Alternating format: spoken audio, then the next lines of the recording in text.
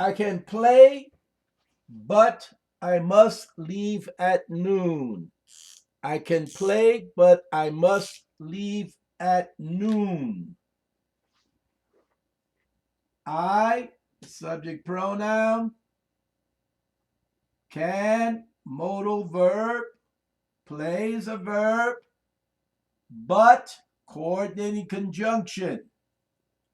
Then we have another subject pronoun. So we have to put a comma before but. Must is a modal verb. Leave is a verb. At, preposition. And noon is a noun. I can play, but I must leave at noon. Next sentence. Not only can we attend, but our parents can too. Not only can we attend, but our parents can too. Okay, so let's look at this. We is going to be subject pronoun. Can is a modal verb. Attend is a regular verb.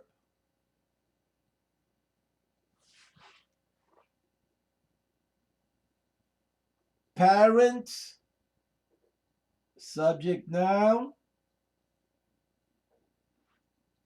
Can is a modal verb, and to is going to be a verb also.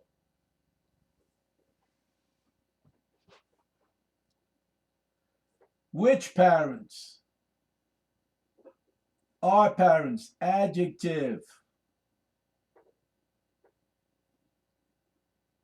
But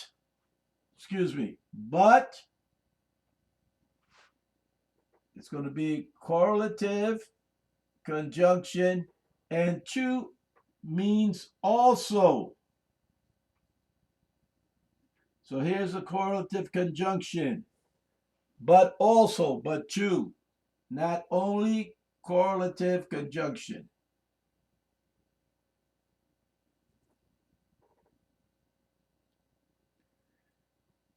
Whether you use your first name or just your last name, your writing will be recognized.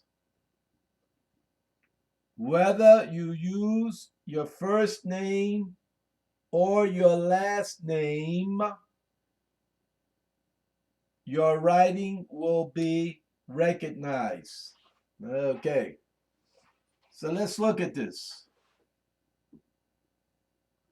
Whether or, correlative conjunction. You, subject pronoun. Use, verb. Your, adjective. First, adjective. Name, noun. Just, adverb. Your, adjective. Last, adjective. Name, noun. Your, adjective. Writing is going to be subject noun, is a gerund, will be recognized. Helping verb will be recognized. Main verb. Okay? So let me read these sentences. I want either black or brown socks. Chen and his friend play soccer. Chen and his friend play soccer. Neither Jose nor Maria can play. Neither or neither Jose nor Maria can play. Can either you or your sister attend the play?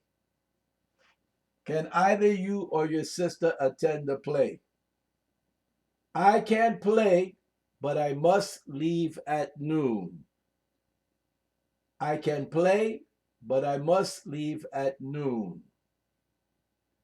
Not only can we attend, but our parents can too. Not only can we attend, but our parents can too. Whether you use your first name or just your last name, your writing will be recognized. Whether you use your first name or just your last name, your writing will be recognized. Okay, so we have combination of correlative conjunctions, coordinating conjunctions here in these sentences. Okay, so let's look at the last part of speech, the eighth part of speech, the interjection. And an interjection could be a word or a phrase, but it must have an exclamation point. No exclamation, no interjection. So you play the lotto tonight, you hit the lotto tonight, the fantasy 5, you win, you wake up, you find out, you say, oh my God. It's a phrase. It's an interjection. When my students email me and their work is correct, I respond by saying great, and I put an exclamation. That's an interjection. Or somebody may say, let's go. Okay, exclamation. Hurry, exclamation. Those are all interjections. They're interjections. So the last part of speech is rarely used, but you'll come across some interjections in your reading sometimes. Now, there has to be an inflection of your voice. So you don't say, oh my God.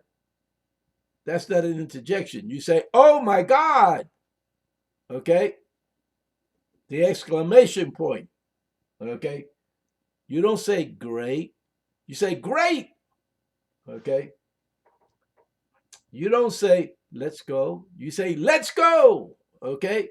Those are interjections. Okay, let me change the board.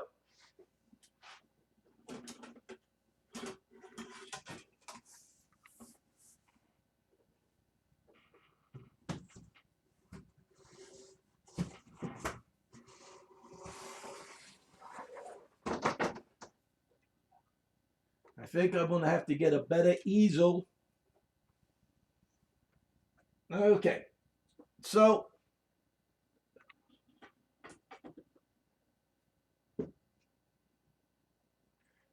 I shared with you conjunctive adverbs. Okay, conjunctive adverbs. Okay. But before, I got to get this a little further over for you could get a better idea. Okay. Before we look at the conjunctive adverb, let's look at some types of sentences. Simple sentence, subject, verb, and predicate, punctuation, period, or question mark. Okay? Write 2 sentences. Simple sentence. Compound sentence, subject, verb, predicate. Then we have a coordinating conjunction. Then we have another subject and predicate. 2 sentences to make 1 sentence, compound sentence. Then we have the complex sentence. where we have a dependent clause and an independent clause. So we could start with a dependent clause. So you have a subordinated conjunction, first word. You have a subject, verb, predicate in the clause, the dependent clause. Then you have the independent clause. You have the subject, verb, and predicate. Okay. So now we're going to look at the conjunctive adverb. And the conjunctive adverb works, it's similar to what the compound sentence does. But there's some difference in punctuality. Okay? So we have like the compound sentence, we have a main clause. Then we have to use a semicolon. A semicolon. This is what a semicolon looks like. A comma with a dot on top of it. Then we have a conjunctive adverb, and I'll teach you some of them shortly. Then we have another main clause. In the main clause, we have the subject, the verb, and the predicate. Okay? So, and remember that this main clause has to relate with this main clause.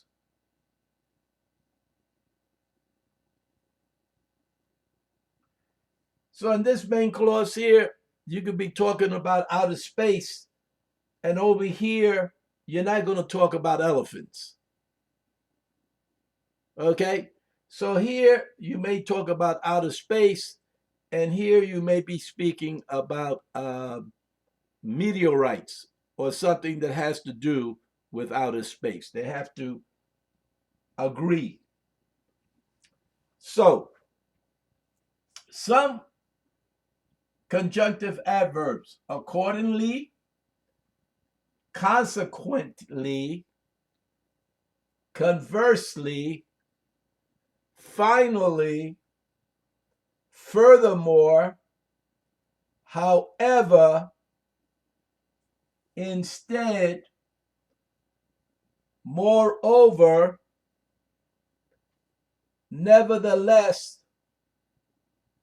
otherwise, and therefore, and etc., because there's some more. I'll read them again. Accordingly,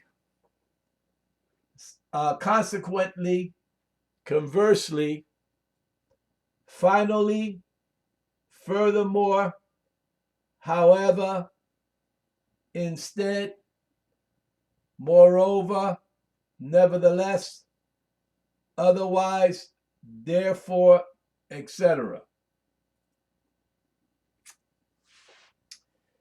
So, I wrote some sentences down using conjunctive adverbs. Mr. Lee's apartment complex